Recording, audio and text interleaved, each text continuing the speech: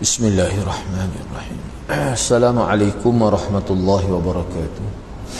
Alhamdulillahi rabbil alamin. Wassalatu wassalamu ala ashrafil anbiya wal mursalin. Nahmaduhu wa nasta'inuhu wa nastaghfiruh. Wa na'udzu billahi min shururi anfusina wa min sayyiati a'malina. Man yahdihillahu fala mudilla lahu wa man yudlil fala hadiya lahu. رب اشرح لي صدري ويسر لي أمري واحلل عقدة من لساني يفقه قولي أما بعد. Alhamdulillah, bersyukur kepada Allah Subhanahu wa taala kerana dapat bersama pada malam ini. InsyaAllah pada malam ini saya akan sambung perbincangan kitab Fiqhul Qulub, fiqh hati, fokus kepada proses merawat hati. Muka surat 79 poin terakhir, iaitu perkara yang ke-20, terpedaya dengan amalan. Ini salah satu daripada sebab-sebab dan bentuk-bentuk penyakit hati. Jadi terpedaya dengan amalan ini disenaraikan oleh ulama sebagai salah satu bentuk penyakit hati. Mana seseorang yang terkena penyakit ini, maka dalam diri dia tu, dalam hati dia telah ada penyakit ataupun masalah. Dan perkara ini perlu disedari. Kalau tidak disedari, maka tidak akan adalah usaha-usaha untuk proses rawatan itu. Terpedaya bermaksud rasa ta'ajub. Jadi maksud terpedaya dengan amalan ini, maksud dia rasa kagum seseorang yang beramal terhadap dirinya sendiri. Dia rasa hebat, dia rasa kagum dengan diri dia sendiri.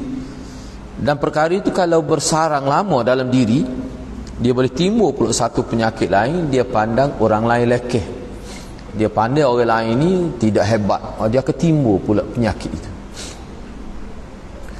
sehingga ke tahap menghina atau memandang rendah setiap amalan yang dilakukan oleh orang lain. Apabila dia banding dengan amalan dia, dia akan merasa ke orang lain ni kurang, hak dia terlebih. Itu sudah mula semakin parah lah penyakit kalau sudah bergerak ke tahap itu. Tetapi tidaklah sampai ke tahap merendah-rendah diri atau menunjuk-nunjuk pada orang lain. Tidak siapa mereka, tetapi ni panggil mainan perasaan dia. Sebab itulah ta'ajub ni disenaraikan sebagai afatul qulub, min afatil qulub, antara penyakit-penyakit hati. Kalau Imam Ghazali dalam kitab Ihya tu, dia sebut ni termasuk dalam min afatil qulub, antara penyakit-penyakit hati. Dia tidak boleh dibiar seperti penyakit fizikal. Mula-mula kena tu, kalau buat rawatan selalu mungkin boleh pulih lagi. Tapi kalau dah lama, dah sampai tahap 4 kita kata dah, maka sukarlah. Biasanya dia membawa kepada kematian. Ni pun sebab tu dia ada istilah hati mati tu. Cuma hati mati ni masih boleh dirawat lagi. Itu beza dia. Walaupun hati tu telah mati, masih boleh dirawat lagi. Tapi kalau manusia mati fizikal lah, tu tak boleh nak buat apa. Kalau hati tu mati, masih boleh lagi. Tapi dengan cara agama lah, dengan cara agama. Baik, Islam mencela seseorang yang mudah terpedaya dengan amalan yang dilakukannya. Seperti mana firman Allah Subhanahu wa taala, "Ya ayyuhan nas, inna wa'dallahi haqq, fala taghurrannakumul hayatud dunya, wa la yaghurrannakum billahil gharur." Wahai umat manusia, sesungguhnya janji Allah untuk memberi ganjaran kepada amalan kamu itu adalah benar. Bila Allah berjanji dia akan balas dengan ganjaran yang baik terhadap amal kebaikan yang dilakukan oleh seseorang, janji itu adalah hak, benar. Maka janganlah kamu diperdayakan oleh kemewahan hidup di dunia. Dan janganlah syaitan yang menjadi sebesar-besar penipu itu berpeluang menyebabkan kamu terpedaya dengan nikmat rezeki, kekayaan yang kamu dapat, kamu lalai. Maknanya jangan kamu rasa kamu hebat dengan sebab kamu banyak rezeki. Jangan kamu rasa kamu ni tinggi, hebat, cerdik. Sebab apa? Sebab tu kamu jadi kaya. Jangan ada perasaan itu. Sebab perasaan itu dia akan melarat kepada penyakit-penyakit lain pula. Sebenarnya dalam kitab ni, dalam ayat ni lah secara khususnya, Allah nak nyatakan kepada kita. Sebab tu dia sebut syaitan itu. Dia sebut syaitan itu. Janganlah syaitan menjadi sebesar-besar penipu. Dia ada sebut begitu. Walaupun kita kata kalimah syaitan itu tidak ada. Tetapi itulah yang dimaksudkan di sini. Sebab apa? Sebab yang merosakkan hati manusia ni, kita kata yang main peranan paling besarnya bukan manusia, tetapi syaitan itu. Itu yang paling besar. Banyaklah hadis yang sebutnya. Misalnya dalam diri kita ni Nabi sebut dia ada dua, orang panggil, yang mencetuskan perasaan kita. Salah satunya syaitan. Tanda dianya Nabi kata kalau cetusan-cetusan yang tidak baik itu daripada syaitan itu. Tapi kalau cetusan yang baik itu daripada malaikat. Mana dia sentiasa ada dua unsur baik dan unsur jahat itu. Jadi bagaimana kita nak tangani isu itu? Nak supaya hati kita lebih cenderung pada bisikan yang baik. Di situlah dia kena ada, orang panggil, ilmu wahyu tu. Ilmu wahyu tu dia akan bergabung dengan akal manusia. Bergabung dengan akal manusia. Dan itulah fungsi akal. Dia akan berinteraksi dengan wahyu. Kalau kita belajar Quran dan hadis tu, akal yang akan sambut perkara itu. Jadi kalau kita ni sentiasa mendapat maklumat daripada wahyu, sama ada Quran dan hadis, dan kita pula amal kehendak wahyu tu dalam bentuk amal sunnah, maka akal kita tu dia jadi ada stamina, ada kekuatan. Baik. Kesimpulan perbincangan kita duk bincang daripada awal bab yang kedua tu, muka surat berapa bab yang kedua tu? Bab yang kedua, cuba tengok bab yang kedua tu. Panjang juga tu. Ni muka surat 35. Daripada situlah sebab-sebab dan bentuk-bentuk penyakit hati. Kita bincang berapa siri tu. Ni kesimpulannya. Kesimpulan dia pada muka surat 80. Panjang juga tu dia bincang tu. Daripada muka surat 36 mula perbincangan tu, berakhir pada 80, muka surat 80 81. Okey, cuba tengok kesimpulan dalam bab yang kedua sebelum kita masuk bab yang ketiga. Penyakit hati yang sebenar ialah gagal melaksanakan fungsi yang Allah Subhanahu Wa Taala tetapkan untuknya, iaitu mengenal Allah, mencintai Allah, dan rindu untuk bertemu dengan Allah Subhanahu Wa Taala. Itu fungsi hati. Kalau fungsi tangan dia sebutlah sebab fungsi tangan menyentuh, kita kata menghulur sesuatu. Fungsi kaki begini, fungsi mata begini, semua tak ada fungsi. Jadi kalau mata tidak boleh berfungsi seperti yang sepatut, orang panggil sakitlah mata tu. Kalau telinga tidak boleh berfungsi seperti yang sepatut, tu orang panggil telinga yang sakit. Bukan sakit telinga yang sakit. Sakit telinga lain, dia beza. Mudhaf fi'ilah tu kalau berubah dia jadi beza makna. Kalau kita belajar bahasa Arab sakit telinga sakit lain. Mana kalau telinga tidak boleh berfungsi, maka telinga tu telinga sakit. Kaki kalau tidak boleh berfungsi seperti yang sepatut, maknanya kaki sakit.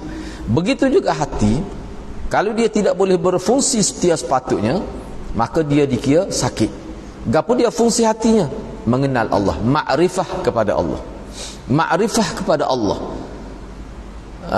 cinta kepada Allah, rindu untuk bertemu Allah. Makna kalau tak ada hal ni dalam hati kita orang beriman ni, makna hati kita sakit. Tapi kalau harta kat, orang panggil demam bangun lagi kalau ke harta. Tu maknanya cinta kepada harta tu. Makna paruh lagi sakit tu. Oleh kerana itu, jika seseorang mengenali segala sesuatu dalam hidupnya, dia tahulah kau bak nego bisa benar, bak go tu go ni sehingga orang kagum lah. Tapi kalau bak mengenali Allah, kurang lemah sangat. Mengenali Allah ni, jadi kita nak kenal lagu mana mengenali, kita tengok pada kehidupan dia. Setengah orang ni tak minat kepada kebaikan, tak minat kepada apa ni orang panggil amal-amal soleh ni. Hak orang bagi syiar Islam, baca Quran pun tak minat. Kalau baca pun mentah, mudah puas lah. Semaya Jumaat pun tak mari. Benar-benar hak Nabi buat, hak zahir-zahir tu katalah dia tak buat. Tak buat langsung lah. Maknanya parah benar tu penyakit tu. Kita boleh nilai situ lah. Jadi yang paling mahir menilai diri ni adalah Tuhan punya diri tu. Jadi nak boleh tahu, nak boleh menilai diri tu, dia kena ada ilmu. Hak itulah kita sedang belajar ni. Pertama sekali kita nak tahu penyakit ni, nak rawat penyakit, kena tahu dulu penyakit tu. Lepas tu kena tahu tu fungsi hati, bagaimana hati kita bergerak, bagaimana hati kita berfungsi, bagaimana hati kita bekerja. Kira lah hati-hati ni dia mengambil 1/3 daripada perbuatan manusia. Kita bincang dalam muqaddimah dulu. Imam Syafi'i kata tubuh manusia ni dia ada 3. Perbuatan manusia ni ada 3. Yang pertama perbuatan hati, perbuatan lidah, dan perbuatan anggota-anggota zahir yang lain. Hati ni mengambil 1/3 perbuatan. Dia panggil af'alul qulub. Fi'il perbuatan yang berkait dengan hati nurani. Maknanya besarlah. Walaupun kita kata satu bahagia, tetapi bahagia itu bahagia yang paling besar. Sebab apa? Sebab dia mengurus hidup manusia. Dia mengarah hidup manusia. Besar tu. Kalau kita kata perbuatan zahir, perbuatan lidah, perbuatan kaki semua tu, hak tu duduk dia hakikatnya. Dia yang arah. Jika dia memperoleh segala keuntungan duniawi, keseronokan dan segala syahwatnya, tapi dia gagal mencintai Allah dan gagal menimbulkan rindu kepada Allah, begitu juga dia tidak rasa mesra bila melibatkan diri amalan-amalan yang diperintahkan oleh Allah, seolah-olah sebenar mengikut pandangan agama, orang itu tidak memperoleh sebarang bentuk keseronokan, nikmat dan penyejuk hati. Tak ada hakikatnya. Maknanya tak ada ketenangan hidup. Walaupun mungkin zahir nampak lalu makan saing, kecek, sokor, mengilah, tapi hati tak tenang. Hati tak tenang. Pernah dengar ada kata saya ni mari main golf, mari macing, mari duduk saya nampak duk ngilah tu sebab apa? Nak suhila boring, nak suhila supaya tidak jadi serabut. Cara tu hati tak tenang tu. Siapa kena tobik, kena buat benda-benda, siapa 5 najas sehari kita kata duduk mancing, lepas tu duduk pergi ke kelab malam kata suka atau pergi kedai kopi mai haji mak bapak tu kata tak. Saya pun tak tahu apa dia buh nama haji mak bapak. Ada seorang ustaz tu dia panggil haji mak bapak, saya pun tak faham apa istilah gitu. Rasa istilah dia wak diri gitu. Kepik sodok no. Bapa tu hati tak tenang tu. Jadi dengan dia buat gitu dia lupa sekejap. Jadi masa dia buat tu dia tak ingatlah kepada serabut tu. Tu. Jadi kenapa berlaku begitu? Mana hati bermasalah. Sebab tu kita kata orang dapat ketenangan ni tak ada perbuatan lagu tu. Dia tak ada. Bahkan dia serabut pergi kedai kopi tu, duduk main, minum air secawai, duduk 3-4 jam. Dia serabut, tak boleh. Setengah orang tu kecek pun kurang. Apa tu? Sebab dia tenang. Dia tenang. Mana kecek benar-benar perlu lah. Tidak kata japuk belakang apa-apa lah. Tu tak boleh. Bahkan akan datang kita akan bincang perkara itu secara panjang lebar lah. Bahkan jika hati kosong daripada mengenal, mencintai dan rindu untuk bertemu Allah, katalah tak ada tu lintasan-lintasan hak tu dalam hati, sebenarnya hakikatnya segala kemewahan dunia dan keseronokan dunia dia akan bertukar menjadi sesuatu yang menyeksa hidupnya. Mungkin orang tak nampak, perkara gini, tetapi sebenarnya hati dia tu tidak tenang. Akan datang kita akan jumpa dalam bab akan datang, orang panggil ciri-ciri zahir hati tidak tenang ni, mudah sangka buruk pada orang, mudah marah. Jadi tu hati tak tenang. Benda kecil pun jadi besar. Lepas tu dia tak boleh nak mengutamakan apa yang patut diutamakan. Jadi tu itu antara ciri-ciri hati tidak tenang. Dia sapa satu tahap dia akan keluar dalam bentuk zahir. Asalnya duduk dalam, tapi oleh nak kuat doa dia punya kesal tu, dia tubik sapa keluar jadi zahir pula, bukan jadi batin. Tu hak parah lah tu. Kalau kita tengok setengah orang dok, Kadang-kadang benda tak nasabah pun jadi marah, mudah sangka buruk. Kita tak ada apa-apa, dia macam-macam sangka oleh kepala dia. Itu salah satu contoh. Na'udzubillah. Maknanya syaitan sudah mempermainkan, sudah jauh dah tu dia jatuh dalam permainan syaitan itu, kan. Begitu juga apa ni? Jadi percakapan yang keterlaluan, lebih kecek lebih. Kita bincang apa maksud keterlaluan dalam bercakap ni. Mudah ya. Kalau kita nak ambil yang mudah ke, bila dia bercakap perkara yang tak ada faedah, bahkan dia menimbulkan implikasi buruk hasil pada percakapan itu. Sebab tu orang yang cerdik, orang yang tenang, orang yang mana hati dia sentiasa dalam mutmainnah, hati yang mutmainnah, hati yang tenang ni, kadang-kadang benda hak molek pun dia tak sebut apa. Sebab dia kata kalau tak sebut jadi molek lagi. Kadang-kadang benda hak dia yakin molek pun dia tak sebut apa. Sekali sebut tidak boleh tak ada gapo pun, benda molek, tapi kalau sebut pun tidak berlaku penambahan kepada manfaat pun. Dia kata tak payah sebut lah. Kita pun ada gitu. Kalau sebut molek, tapi tak payah sebut, tak sebut tak apa. Nak ayatnya setengah-setengah manusia ni sah ke benda perkara yang boleh menimbulkan implikasi buruk. Kadang-kadang benda yang dia anggap molek pun dia tak sebut apa. Kalau tak sebut tak sebut pun serupa ya. Kadang-kadang kalau tak sebut lebih baik. Tu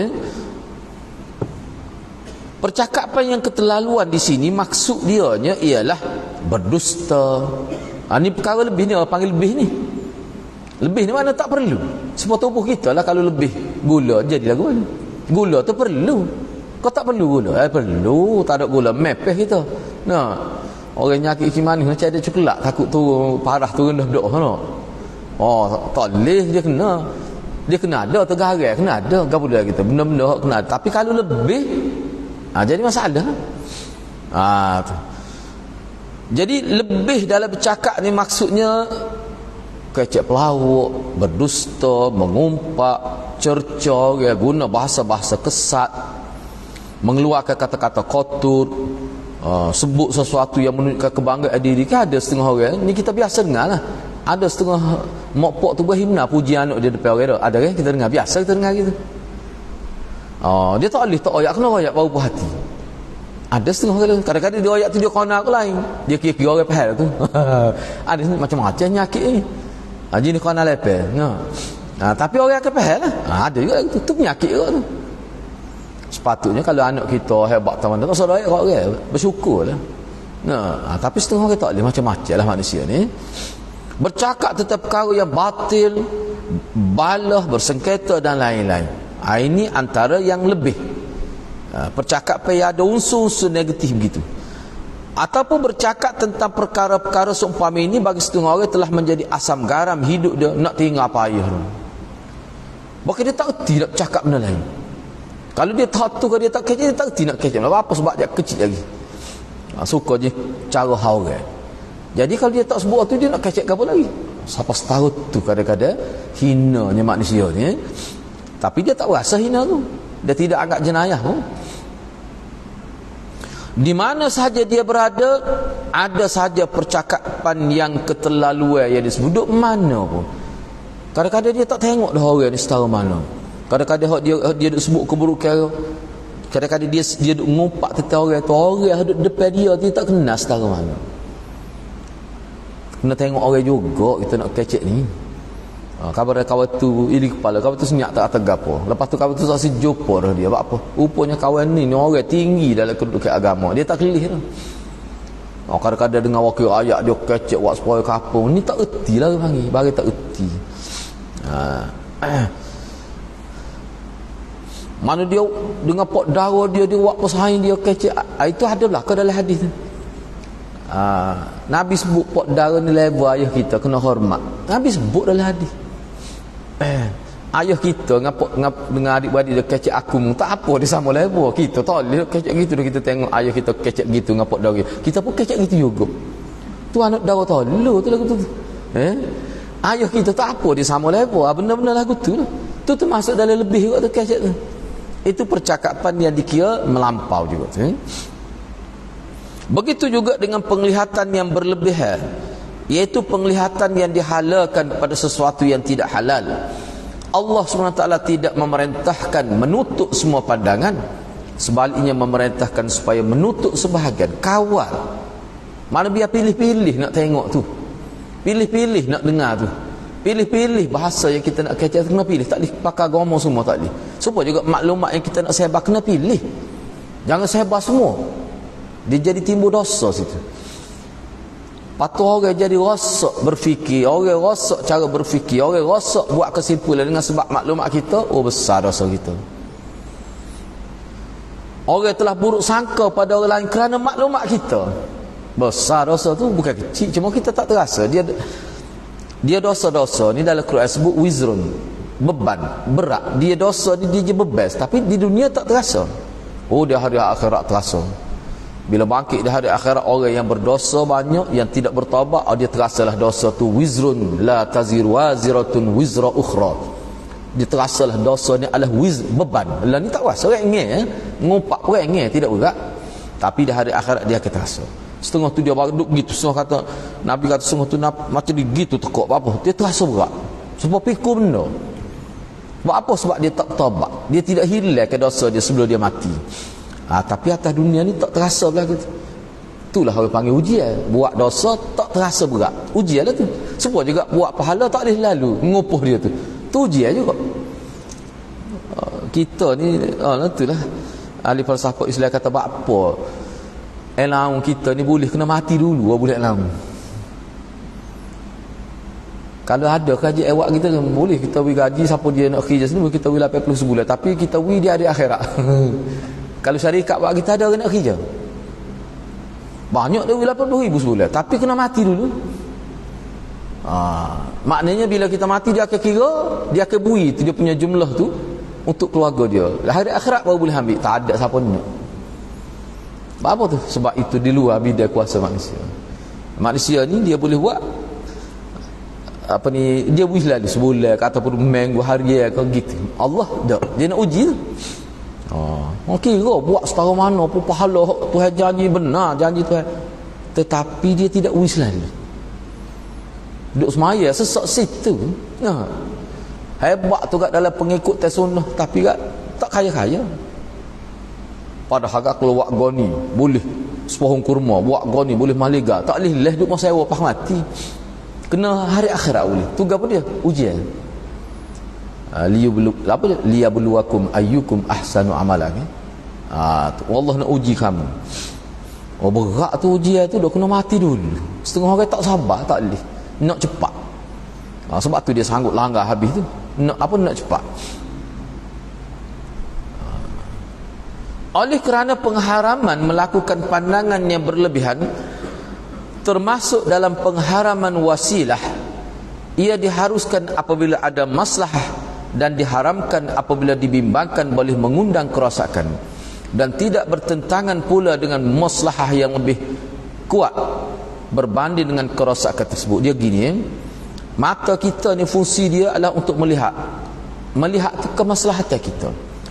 Dengan melihatlah kita boleh buat keputusan sesuatu, dengan melihat kita boleh belajar, dengan melihat kita boleh baca kitab. Mana melihat tu keperluan. Sehingga orang yang buta ni tertutup sebanyak mana ruang untuk dia dapat ilmu dengan sebab buta tu. Begitu juga telinga. Sebab tu dibenarkan. Maknanya sebab tu ulama dia panggil wasilah ni, maknanya mata ni salah satu wasilah untuk ilmu. Telinga ni wasilah untuk ilmu juga. Bahkan sentuhan pun wasilah untuk ilmu juga. Kita sentuh sesuatu banyak, kita boleh buat keputusan dengan sebab kita sentuh tu. Tapi perkara tu dia ada keburukan dia. Jadi Islam mari, Islam bimbing hak tu lah. Mu nak tengok boleh, tapi hak ni tak boleh tengok. Dia akan merosakkan masa depan kamu di hari akhirat. Kamu tak boleh dengar ni sebab dia merosakkan masa depan kamu di hari akhirat. Itu kerja agama. Itu kerja Rasul. Kalau kita tak ikut itu, kita ikut hati kita, tidak ikut agama, maka kita akan berhadapan dengan kehidupan yang gelap di hari akhirat. Habislah bab ni. Sekarang ni kita masuk bab yang ketiga. Kita nak tengok pula kesan maksiat pada hati. Mana setiap perbuatan yang dikira sebagai melanggar sunnah, dia ada kesan dia. Sejauh mana kesan dia? Maksiat membawa maksud. Sebab maksiat ni jadi kalimah Melayu lah. Asalnya bahasa Arab. Asa ya'si isyanan. Itu asal bahasa. Asa ni maknanya seorang itu telah melanggar arahan. Itu maksiat lah tu. Orang yang melanggar arahan dia panggil maksiat. Dalam bahasa Melayu kita dia panggil derhaka. Jadi maksiat ni membawa maksud derhaka kepada Allah. Dan bukan hanya berbentuk khalwat antara lelaki dan wanita, bukan mahram saja ataupun yang seperti itu, tidak. Maksiat ni dalam konteks agama sangat luas. Setiap penderhakan, setiap pelanggaran hukum, maka perbuatan itu perbuatan isyan. Orang yang melakukan pelanggaran hukum dipanggil asin. Asin, yakni pelaku maksiat. Misalnya Allah berfirman, Allah guna perkataan ini dalam Quran. Cuba kita tengok ni cerita berkenaan dengan Nabi Adam dan Hawa. Fa'akala minha fabadat lahuma sawatuhuma wa tafiqa yakhsifani alayhima min waraqil jannah wa asa Adamu rabbahu faghawa. Kalimah wa asa. Kemudian mereka berdua memakan dari pokok itu, yakni Nabi Adam dan Hawa itu. Itulah datuk nenek kita yang mula-mula. Datuk nenek kita mula-mula sekali kita manusia tu. Sebab tu kita ni keturunan Nabi ni sebenarnya. Ana pun jari-jari royak kat orang tu. Nah. Keturunan Nabi kita ni sebenarnya. Cuma ana tak pasti yang ke-38 kau berapa ana tak ingat. Tu kena cek semula lah tu. Payah juga tu nak itu tu. Kita je ni tak pandai bab titih ni kan. Tapi ana yakin tu. Sebab Nabi sebut kullukum min Adam wa Adam min turab. Cuma gua anda tak serupa tu atau mata sepek dak tu boleh berlaku perubahan. Itu sistem hidup di dunia gitu. Tapi asalnya tu berlaku. Hak masuk neraka apa keturunan ada juga. Hak masuk surga apa keturunan ada juga. Sebab masuk surga ni bukan kerana keturunan, dan masuk neraka pun bukan kerana keturunan. Ni hak kita nak bincang ni, kita bincang tentang sifat manusia, bukan bincang tentang keturunan manusia. Hak kita nak bincang ni tentang sifat manusia. Kita tak bincang tentang keturunan manusia. Sebab keturunan tidak iktibar di hari akhirat. Tidak menjadi penyebab dapat kebaikan. Jadi jangan buat nego belah manalah. Tak suruh ayat kau orang ana betul ayat ni jari-jari sekalian ayat anak keturunan Nabi Adam ni. Belum tak ayat. Jadi bapak kita pun tak suruh ayat kau orang lah. Senyak-senyak gitu lah. Cuba tengok sini lagu mana Allah Subhanahu wa taala sebut tentang cerita Nabi Adam. Ada hikmat dia lah. Kalau Yahudi ni, kalau kita baca kitab Yahudi, antara dia benci sangat ke Nabi Adam ni, kini dia atas kihadai kita masuk duduk surga galik-galik dia kata. Duduk surga molek-molek kiri lah. Tak ada pasal-pasal. Dia kutuk Nabi Adam. Teruk semua. Kemudian mereka berdua memakan dari pohon itu. Ana sebut saja gua tadi sebab ada orang marah. Dia tak suruh ayat dia kata gua tak erti lah gitu. Dia kata ana kata memang ana tak erti batal ana gua jari-jari bukan gua sama kita erti je. Tapi ana ayat tu ngerti tu. Tak tahu kalau ada orang tak percaya tu. Jadi kemudian mereka berdua memakan dari pokok itu. Bukan makan pokok, makan buah tu lah. Tak ada makan pokok, makan buah tu. Tu sebut pokok syajarah. Lalu terdedahlah kepada mereka aurat masing-masing. Jadi tertanggal pakaian itu bila berlaku pelanggaran hukum. Dan mereka mulailah menutup aurat mereka dengan daun-daun daripada pokok kayu dalam surga. Daun-daun pokok kayu itu dia ambil tutup kemaluan itu, aurat. Dan dengan perbuatan itu maka telah derhakalah Adam kepada Tuhannya. Allah guna wa'asa, dan telah derhakalah Adam kepada Tuhannya. Faghawa, maka dengan sebab derhaka tu dia telah tersesat jalan. Telah sesat dia. Hal ini dia ada perbincangan khusus lah. Perbincangan khusus. Kebanyakan semua, kalau kita tengok semua ulama kata hak ni zahirnya nampak proses pelanggaran hukum dan Allah maafkan. Dalam Quran seterusnya tu Allah maafkan Nabi Adam. Makna Nabi Adam tidak berdosa, tidak membawa beban dosa ni dimaki hari akhirat, tidak. Walaupun Nabi Adam dia rasa malu, walaupun Tuhan maaf dia rasa malu sampai hari akhirat. Bila manusia minta Nabi Adam mohon kepada Allah supaya percepatkan hisab di mahkamah, Lama duduk daripada mahsyar. Nabi Adam malu. Salah satunya ulama katakan dia teringat kesalahan dia. Pada kesalahan dia telah diampunkan. Sifat manusia yang tinggi budi ni, walaupun ampun pun dia rasa bersalah. Tu orang manusia yang ada budi yang tinggi. Nabi Adam. Sebab tu kita tidak cerca Nabi Adam. Hak sebenarnya ke dia? Itulah hikmah Allah. Proses yang Allah buat nak menempatkan kita di muka dunia. Itu sebenarnya. Kita kata surga, apa ada peraturan? Mana surga ada syariat? Ke surga ni tak ada syariat. Surga mana ni? Surga ni tempat, bukan tempat amal. Surga ni tempat hidup untuk ke dalam surga ni dia tak ada dah amalan ditulis oleh mereka. Tak ada dah amal. Sebab tu dunia ni panggil darul amal. Akhirat darul jaza. Dia kemuncak jaza, kemuncak balasannya adalah surga ataupun neraka. Tiba-tiba dalam surga ada peraturan lagi. Macam dunia lagi nampak tu. Tu ulama confuse tu surga mana ni? Jadi tak tahulah jawab pihak mana sebenarnya. Macam-macam jawab pihak ulama tapi itu andaian saja. Sebab itulah ulama kata sebenarnya hak ni Allah betul surga. Apa Allah buat peraturan tu? Sebab Allah nak kirim ke muka dunia, hikmat dia gitu. Kita tu ke muka dunia ni bukan kerana kerana nak dera Nabi Adam, nak hukum Nabi Adam, bukan. Hikmat Allah. Cuma melalui proses gitu.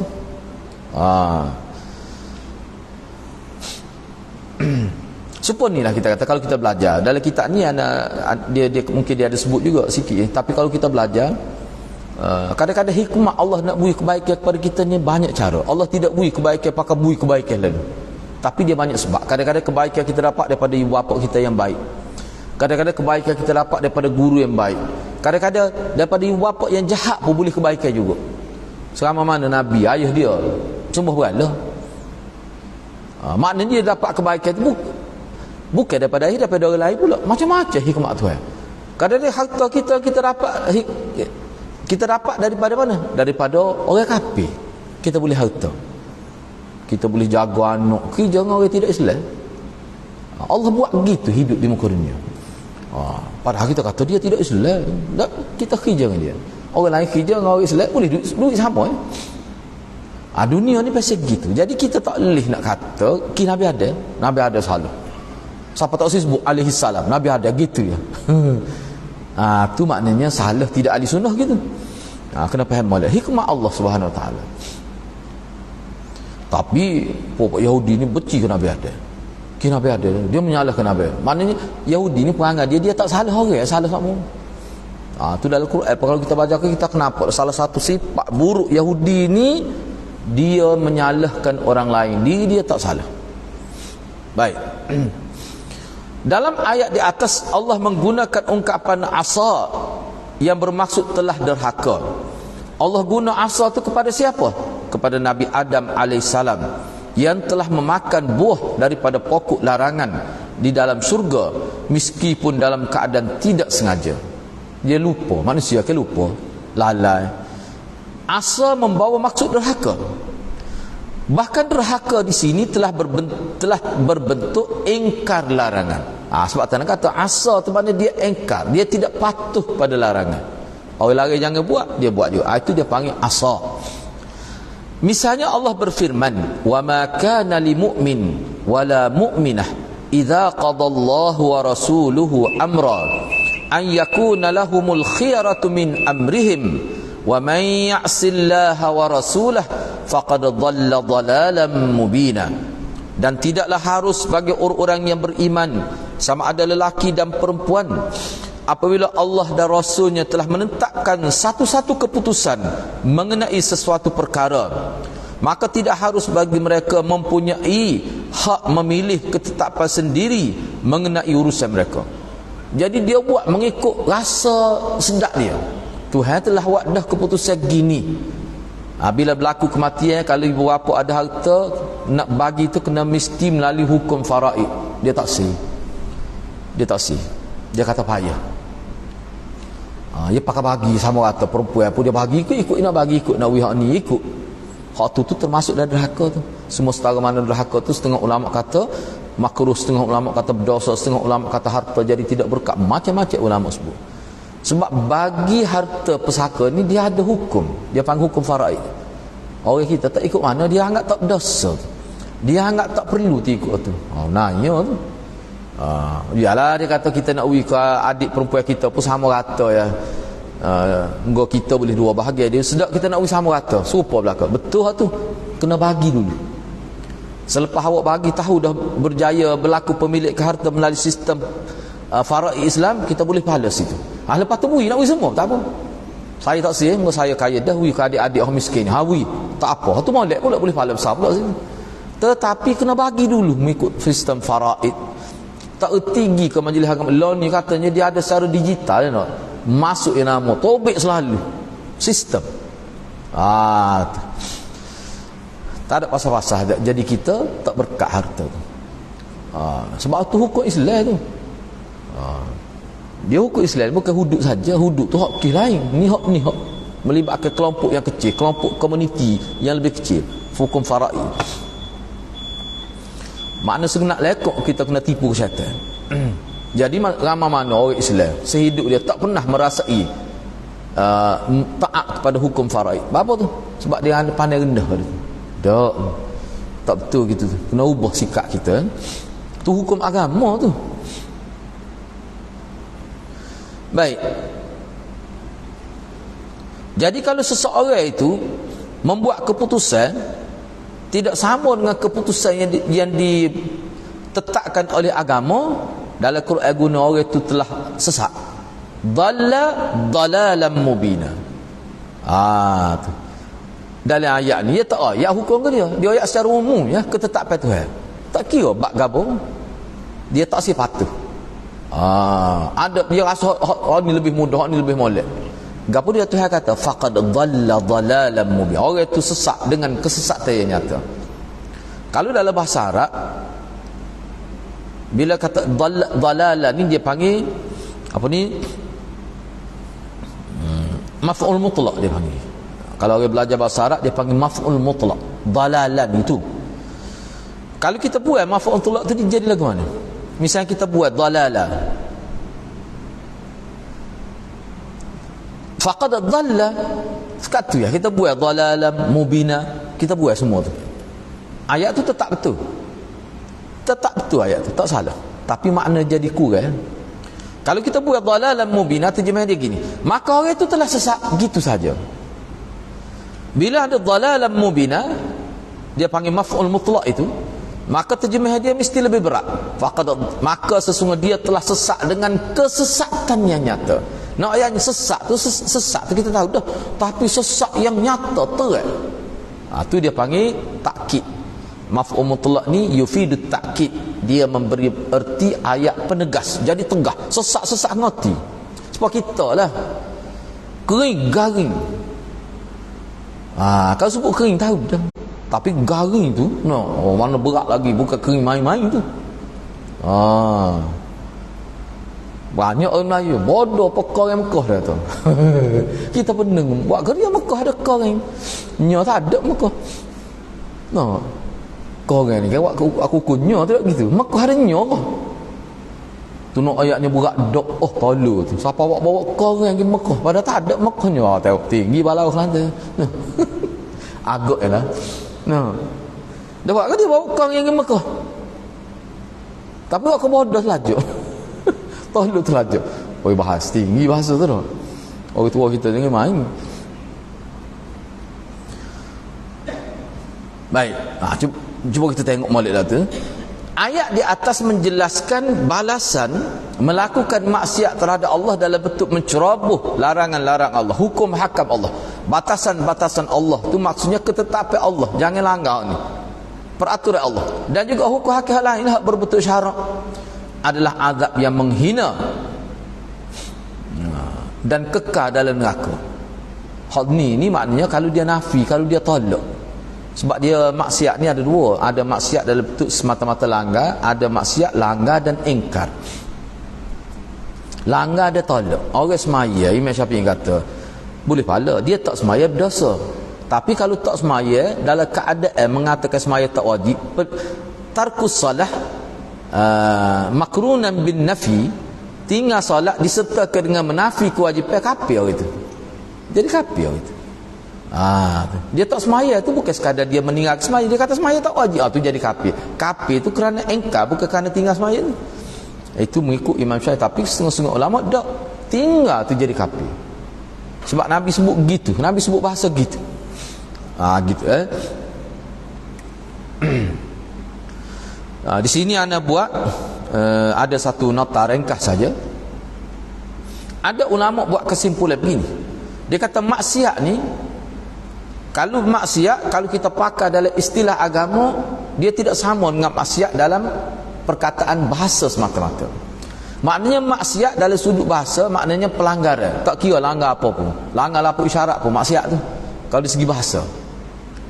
Tetapi kalau dari segi syarak, dia panggil pelanggaran hukum Allah, sama ada hukum tu hukumnya ringan ataupun hukumnya berat. Itu maknanya maksiat, melibatkan pelanggaran hukum syarak.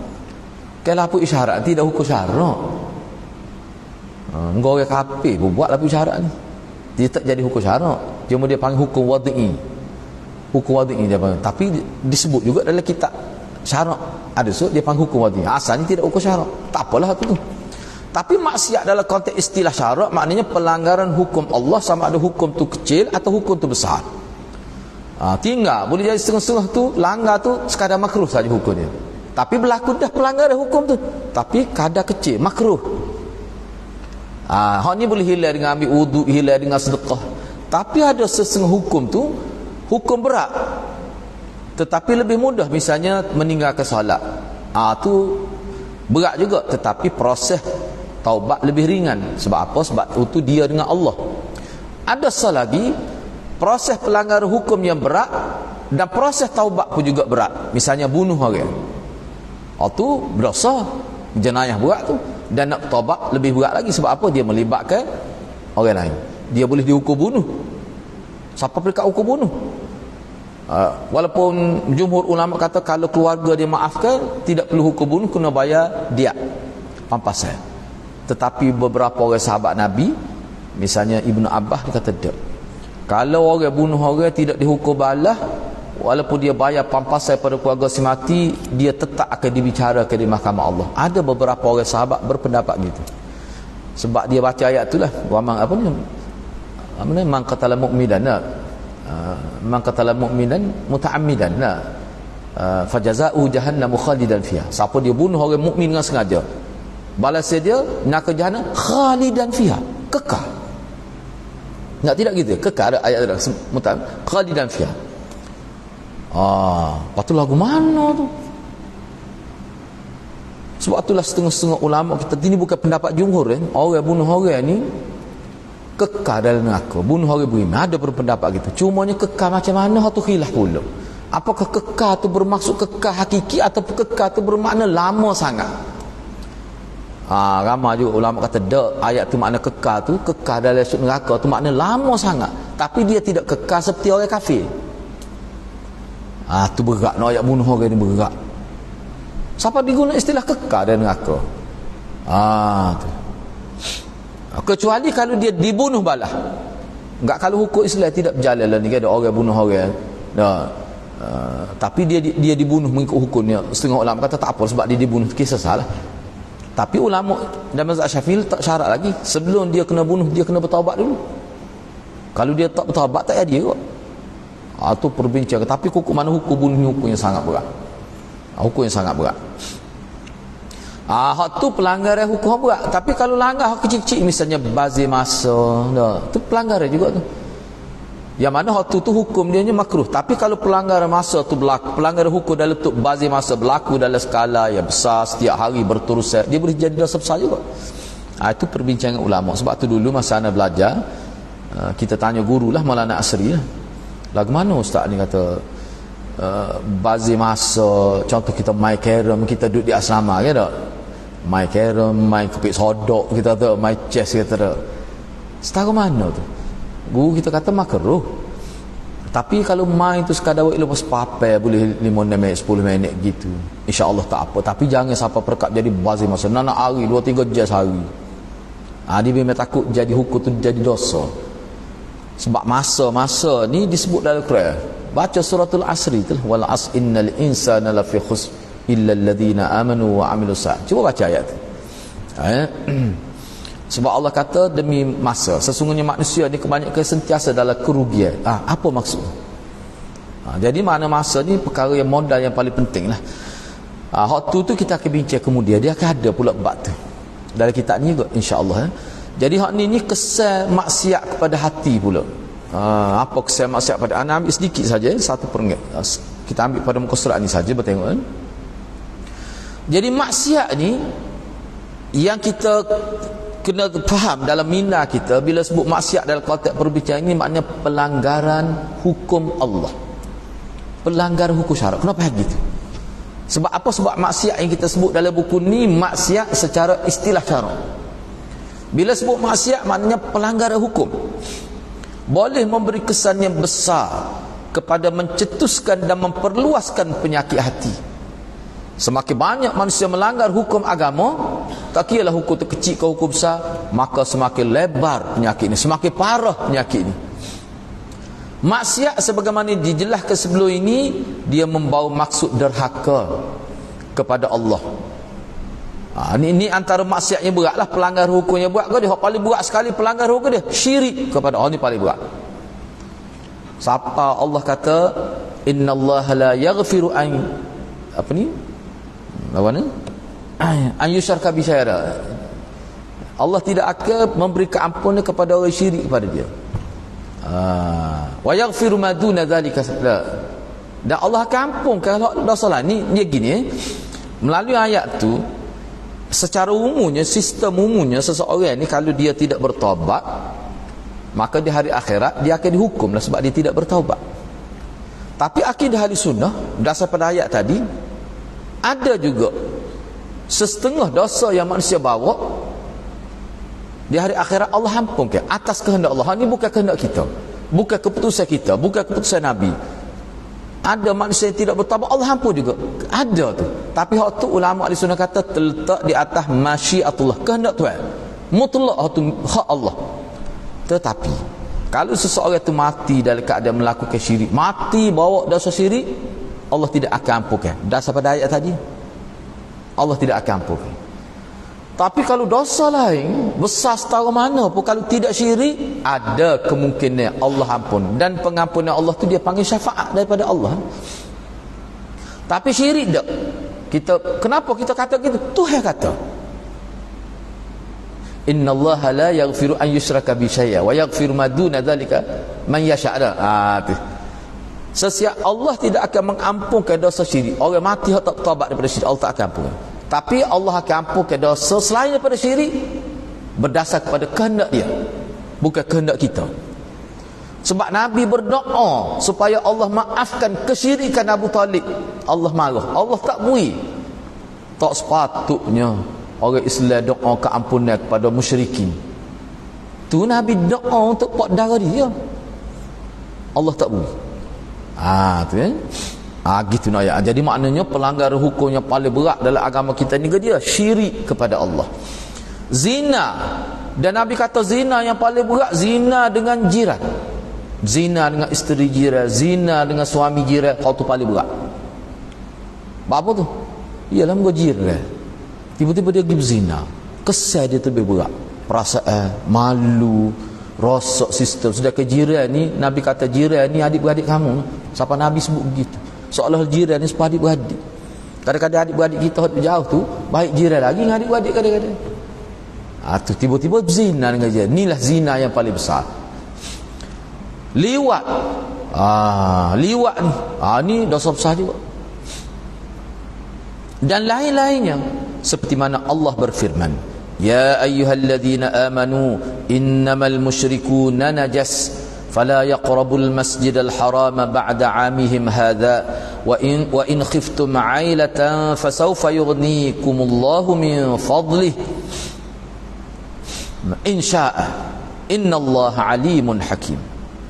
Ya ayyuhalladzina amanu, wahai orang-orang yang telah beriman, innamal musyrikuna najas, sebenarnya orang musyrik itu najis. Najis ni dari segi akidah, bukan dari segi fizikal, tidak. Sebab tu kalau kita sentuh dia nak mai tak payah basuh tangan. Kita kena basuh dengan najis tu. Tu bau sedap, najis jenis bau sedap. Dok, tu tak kena lah tu. Najis ni najis akidah dia panggil. Kotor. Najis ini makna kotor. Akidah syirik ni kotor. Fala yaqrabul masjidal haram ba'da 'amihim hadha. Mereka tidak boleh lagi pergi ke masjid haram atau apatah lagi nak urus masjid haram selepas pembukaan kota Mekah. Selepas tahun ni tak boleh. Mana selepas Nabi taklif Mekah, Nabi tak benar dah pokok dia pergi buat haji, tak boleh. Dia nanya apa? Pergi buat haji. Kalau perempuan dia tutup di kemaluan, dia panggil aurat mughallazah itu tu. Patu buah dada pun dia biar, sebab tu dia tawaf waktu malam tu. Kita kalau kita tengok dalam kitab-kitab disebut, sebab tu perempuan dia tawaf waktu malam, dia hanya tutup aurat mughallazah. Aurat mughallazah maknanya kemaluan hak kubur dan dubur tu. Kalau hak paha tu dia panggil mukhaffafah. Jadi dia tawaf tengah malam. Hak lelaki begitu juga, mana tutup di aurat mughallazah, tapi dia tak malu sikit, dia tawaf siang hari tapi tutup hatu saja. Nabi kata selepas ni tak boleh. Bila Madinah, bila Mekah sudah jadi darut tauhid, tidak jadi darus syirk, Nabi tak benar. Itu maksudnya. Selepas tahun ni mana? Selepas pembukaan kota Mekah tu. Sebab tu ulama kata selepas Nabi istihad ni, Nabi buat haji, sebelum tu tak. Sebelum tu tak lagi. Sahabat pergi buat haji.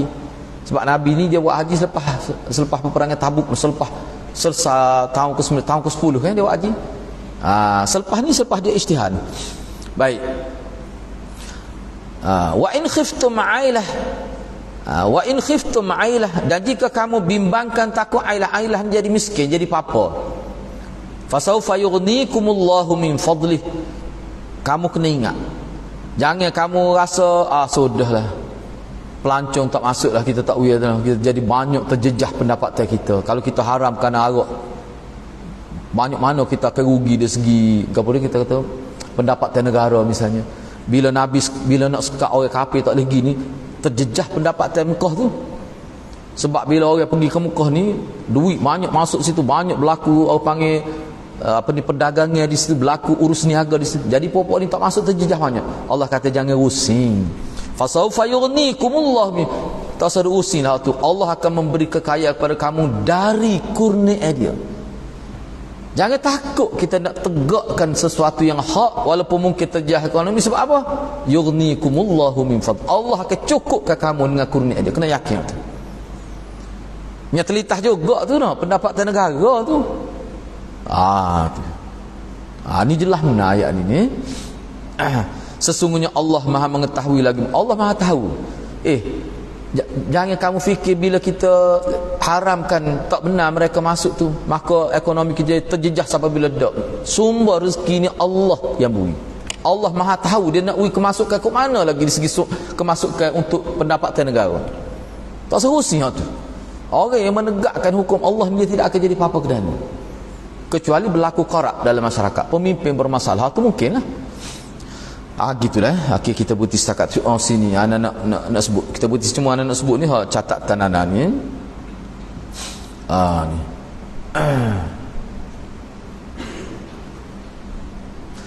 Ni anak sebut ni maksud ayat ni. Ni orang panggil dari sudut tadabbur lah. Pertama sekali ayat ni menjelaskan perkara pertama, orang kafir yang sebelum tu mereka mengurus masjid dan mereka membenarkan orang mengerjakan haji dengan cara yang betul telanjang itu tidak layak dengan ibadat. Ibadat tak ada jenis telanjang gitu. Tak ada. Terutama ni ulama sebut. Maknanya apa? Maknanya dia duduk awan ni lah warisan haji yang kita ambil daripada Nabi Ibrahim itu karut. Dalam ajaran ibadat daripada Nabi dulu sampai tak ada melibatkan telanjang gitu. Tak ada. Betul ibadat. Tapi kalau orang kafir ada. Semalam baru anda tengok. Sebelum ni Tok Guru Maulana Asri ayat dah. Bapak Hindu ni dia tak boleh marah kita sebut gini sebab memang ngerti. Dia tunjuk video tu. Dia ada orang panggil pokok ni hak peringkat tinggi lah. Peringkat tinggi dia panggil bertapa di ketik dia tu, bertapa di makbad tempat ibadat orang Hindu. Dia bertapa, dia telanjang. Setahun dia duduk tu. Dia kata bila tubik telanjang bogel dia akan pergi mandi dalam keadaan telanjang bogel di Sungai Gangga. Hak dia tunjuk dalam video tu hak nak cukup setahun dia masih duduk. Dia duduk tu seperti patung Buddha tu lah. Seperti duduk gitu. Telanjang bogel. Manusia ni bukan kambing, manusia. Sebab dia ni orang agama. Anda tengok sebelum ni Maulana Asri ayat dia bapak dia ada study tu Dia panggil peringkat dia ada istilah dia lah.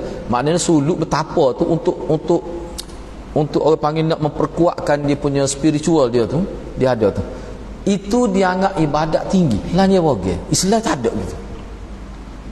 Dalam agama lain ada gitu. Walaupun bukan semua, tapi dalam Islam tak ada langsung. Sebab tu tak layak. Mana tak layak. Di sini Allah nak ayat perbezaan. Itu yang pertama. Yang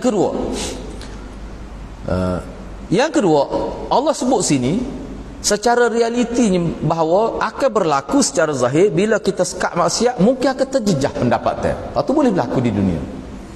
Boleh berlaku. Tidak dinafikan. Dan itulah yang mungkin menimbulkan ketakutan bagi orang Islam yang tidak kuat iman. Itu yang pertama. Yang kedua, baik, dalam ayat ini Allah memberi jaminan bila kamu laksanakan hukum Allah, hakikat sebenarnya Allah akan bantu kamu. Kena yakin itu. Mungkin terjejah dari sudut tu sumber untuk memberi sumbangan, orang panggil pendapatan negara akan bertambah. Kena yakin begitu. Ana nak ambil contoh ni kisah berlaku di biar kita ambil sikit lagi. Misalnya bila Sayyidina Umar memerintah, gubernur dia lantik kan Amr bin Al-As ada. Itulah anak dia Abdullah bin Amr itu. Ayah dia ni tokoh politik besar. Amr tu anak dia tidak tokoh ilmu. Abdullah ni dia tak terlibat langsung dengan politik. Dia tak minat. Ayah dia ni memang tokoh politik. Bila dia dilantik jadi gubernur di Mesir, dia ada satu amalan. Orang panggil amalan turun temurun. Dia panggil puja Sungai Nil. Dia bukan tahu kubabala ada. Dia lempar anak gadis yang paling cantik. Dia buat pertandingan Ratu Cantik, hok dapat juara akan dihumban dalam Sungai Nil. Itu acara tahunan. Bila Amr bin Al-As jadi gubernur, dia keluar atas nama perintah kerajaan, perbuatan itu zalim dan diharamkan. Tidak ada kompromi masalah tu. Muktamad, tepcok kerajaan, pejabat kerajaan. Jadi timbul spekulasi beratlah. Dia dikutuk macam-macam lah orang kata kepada dia, dewa Sungai ni akan marah. Hak anak ayahnya Allah uji. Allah uji. Ni ujian dah ada. Hak ni ujian dalam bentuk kurang pendapatan negara. Hak tu tak. Kurang pengaruh, kurang sokongan. Makna kalau gagal di tangan ni boleh jadi akan berlaku pemberontakan. Susah hatilah. Takdir Tuhannya. Beberapa hari selepas tu, selepas dilarang buat upacara tu, selepas daripada tarikh upacara tu, air Sungai ni jadi surut sampai parah betih. Padahal Sungai ni kapal besar boleh lalu. Jadi surut air Sungai ni. Parah betih. Nampak ikat keli duk nampak tu. Waktu tambah apa terjemah. No yang jadi itu sodoh. Maka media pada waktu tu dia buat spekulasi, buat fitnah. Inilah dikata dewa Sungai ni sudah marah. Masing-masing cacilah di gubernur ni. Kamu ini bukan tempat asal kamu. Kamu tidak tahu masalah tuak kita. Macam-macam lah dikutuk. Susah hati juga Amr bin Al-As. Dia hantar surat, buat report kepada pejabat kerajaan Madinah. Bila siapa surat Sayyidina Umar tak apalah ceritanya anak ayatnya bahawa itu ujian. Sayyidina Umar pun balas surat tu. 2 pucuk surat. Satu pucuk ditujukan kepada pejabat kerajaan Mesir, satu pucuk lagi surat ditujukan khusus kepada Sungai Nil. Sayyidina Umar atas surat pada Sungai Nil. Tu memang cerita ni memang masyhur lah. Dan cerita ni sebenarnya sah lah. Dulu guru anda sebut lah, malah lepas tu kita jumpa dalam kitab kita. Kalau dalam cerita tu ada lah. Ensiklopedia Sahabat tu Sayyidina Umar tidak disebut situ. Jadi bila sampai surat ni kepada kerajaan, kejutlah Amr bin Al-As. Hak surat pada dia tu tak apalah. Dia pun bukalah surat yang ditujukan kepada gubernur tu. Sayyidina Umar puji dia, tindakan kamu wahai Amr bin Al-As betul menepati syarat. Jadi kami pihak kerajaan akan sokong tindakan kamu. Cuma arahannya untuk sepucuk surat lagi kamu lempar surat ni dalam sungai ni selepas solat subuh. Lepas solat subuh. Jangan perasak surat ni, lempar gitu ya. Dia buka surat tu. Dia kata dia jadi tak nak tidur mana gapo dia nya tulis. Gapo dia Sayyidina Umar tulis. Dia buka surat sebelum dia tahu dia buka dulu. Buka tu Sayyidina Umar tulis ke dia? Ya Nil, wahai Sungai Nil, kalau engkau mengalir dengan perintah Allah, mengalirlah. Gitu ya. Tu ya. Tak habis satu ayat. Kalau mau mengalir dengan perintah Allah maka mengalirlah. Tu ya Sayyidina Umar tulis. Bahkan dalam riwayat tersebut bila dicampak ke surat tu dalam tempoh 24 jam air paras sungai ni kembali naik kepada para hasar. Gapo dia sinak je. Nak ayatnya ujian tu adalah bila nak sana hukum Tuhan tu. Tengok kajian Kelantan dulu kata mula-mula nak harakan apa nora teri tu tak. Mai teri, mai ke dia salah gitu. Hak jenis bomo perempuan pakai rambut manjat ili pala apa masuk hati. Teri lah panggil teri. Lepas tu mai ke dia hak wayar kulit jenis wayar kulit tu hak tu memang tak boleh.